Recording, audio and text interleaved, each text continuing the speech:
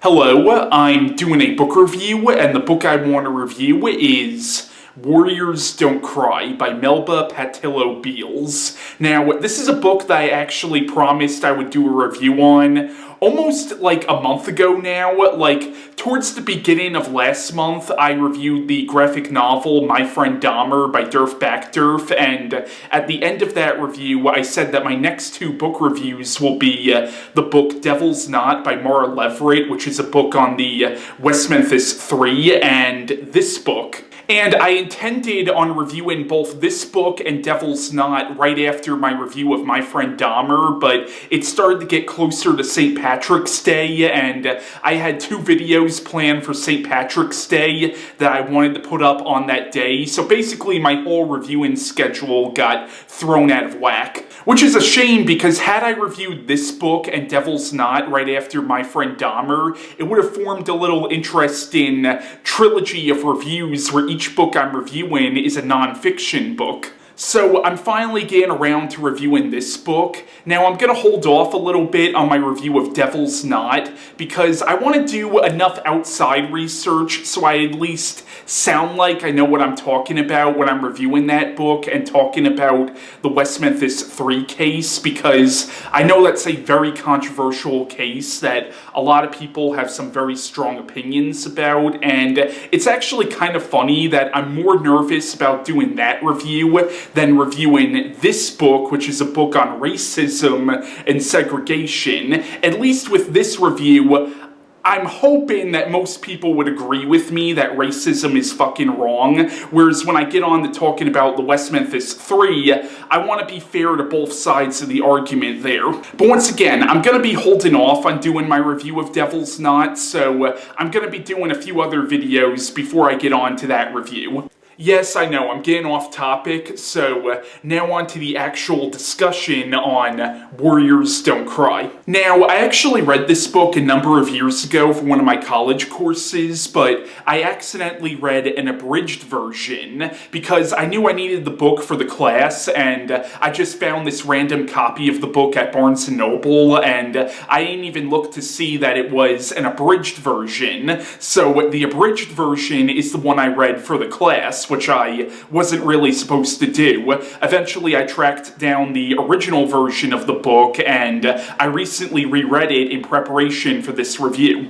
Now, Warriors Don't Cry was published in 1994, and this is the autobiography of Melba Pattillo Beals, who was one of the Little Rock Nine. Now, the Little Rock Nine were 9 African-American teenagers who, for the school year of 1957 through 58, took part in the integration of Little Rock Central High School of Little Rock, Arkansas, which at the time was an all-white high school. This was a few years following the 1954 Supreme Court decision, Brown versus the Board of Education, which made segregation illegal. And to say that these kids were met with hostility would be an understatement. These poor kids were put through the ringer, and even that's an understatement. Like, the first day of classes for that school year, the governor of Arkansas at the time, Governor Forbes, I'm not sure if I'm saying his last name right, I do apologize, but he called in the Arkansas National Guard to actually keep these kids out of school,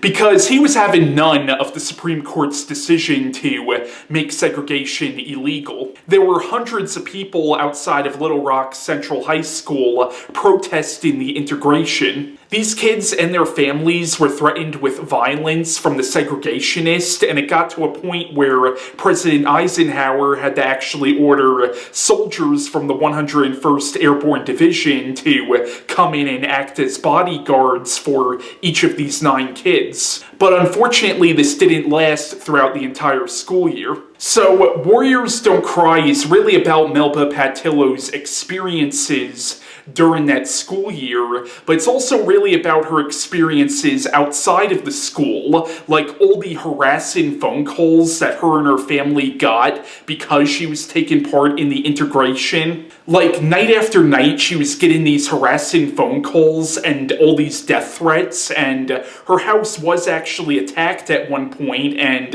it got to a point where her grandmother actually had to sit up with a gun and protect the house. And the book also talks about how Melba and the other 8 students essentially became pariahs in their own community. Like, they were members of the black community of Little Rock, Arkansas, who really did not like that they were integrating into Central High School. And a lot of them were basically like, "What are you doing?" And the segregationists really had the black community of Little Rock in sort of a stranglehold. Like, a lot of them were told by their bosses that they will lose their jobs if they support the integration. And in fact, Melba's mother actually lost her teaching job because her daughter was integrating into Central High School. And it was reasons like that why these 9 kids were essentially pariahed within their own community. And in the book, Melba goes into great detail about the physical and psychological torment that the other students at Central High School inflicted upon her and the 8 others during that school year. And some of the experiences that Melba writes about in this book, I couldn't even begin to imagine. And it's a miracle that she got out of that school without any lasting psychological damage. And for all I know, maybe there was a lot of psychological damage, but maybe she's just really good at hiding it, which I wouldn't be surprised if there is, because, like, she had acid thrown at her face at one point and would have actually gone blind if it wasn't for the fact that her guard quickly rushed her to a water fountain and was constantly splashing water in her eyes, and he actually saved her sight. Like, there's a moment that Melba describes in this book where she's in the girls' bathroom and these girls started lighting toilet paper on fire and throwing it into her stall. Like, this goes beyond something like bullying, and bullying is a major issue that I think all kids around this age range,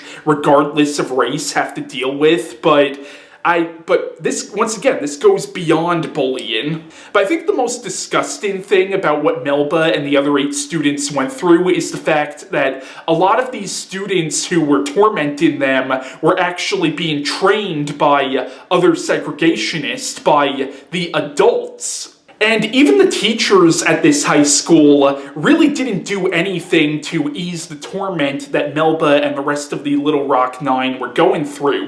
In fact, whenever they tried to report their attackers, the teachers would usually just brush it off or be like, "Well, I didn't see it, so I guess it didn't happen." And to me, those teachers who did that, to me, they're not real educators in my eyes. They're fucking clowns as far as I'm concerned. Now, to be absolutely fair to the teachers from the school, a lot of them were feeling pressure from the segregationists, and I'm sure a lot of them probably had their lives threatened as well. Like, in the beginning of the school year, there were actually a lot of white students who were trying to reach out to Melba and the others and actually tried sitting down with them at the lunch table, but as the year went on, that number of students who were trying to reach out to them got smaller and smaller. And a lot of that probably had to do with the pressure from the segregationist students and the segregationists from outside the school. Like, Melba doesn't mention this in the book, but I was listening to an interview with her that was recorded shortly after this book was published, and she talked about how this one white girl who smiled at her during the school year, that girl was actually beaten with rocks because she had the nerve to smile at her. And even prior to the integration,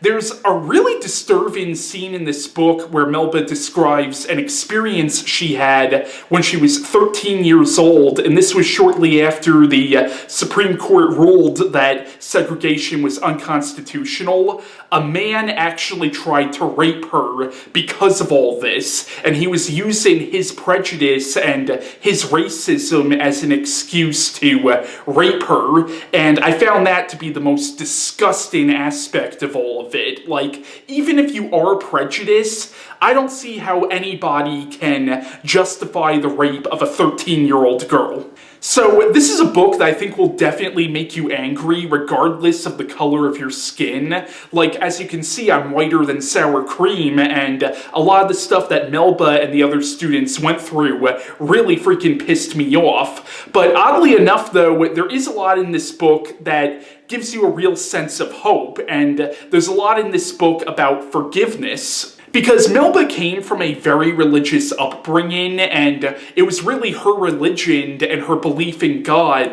that helped her throughout that school year.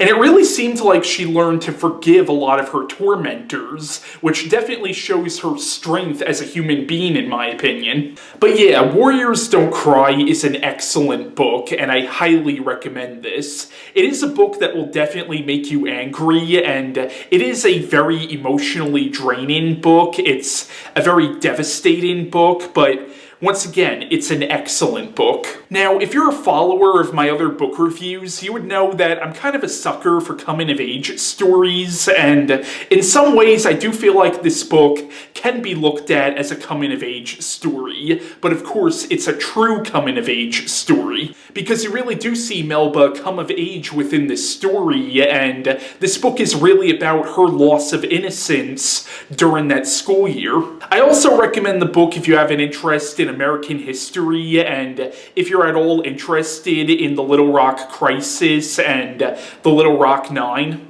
Now, I know at one point Disney acquired the rights to this book, and they were going to make a movie based on this book, but to the best of my knowledge, that never happened, and I'm not really sure why, because this would have made a great movie. Now, I'm not sure if any of the other Little Rock Nine wrote books about their experiences at Little Rock Central. However, years before this book, there was actually a book called Crisis at Central High, which was written by Elizabeth Huckabee, who was the vice principal of the school at the time, and that book was actually adapted into a made-for-TV film of the same name in 1981.